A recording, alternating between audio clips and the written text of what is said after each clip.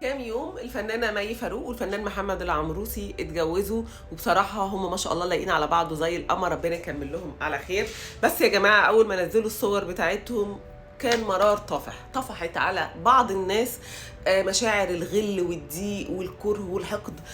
وده عشان مي فاروق كانت متجوزة قبل كده، ودي تاني جوازه ليها وعندها اولاد، فاعتبروا ان هي ما تطلع بفستان ابيض دي حاجه ما يصحش انها تتعمل، ومعرفش مين اللي حط المنطق ده.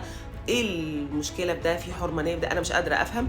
بس انا شايفه ان الناس اللي بتعمل ده ناس كارهه لنفسها، فشلت في حياتها، فحقدت على المجتمع وحقدت على كل حاجه حواليها. فلما بتلاقي ناس حلوين زي دول كده ومبسوطين بتطلع حقدها عليهم. وطبعا عدو المرأة نفسها. انا شايفه ان اي حد من حقه ان هو ينبسط، ومن حقه انه لو حتى فشل في جوازه انه يتجوز تاني وينبسط تاني من اول وجديد، ما بيعملش حاجه غلط ولا حاجه حرام.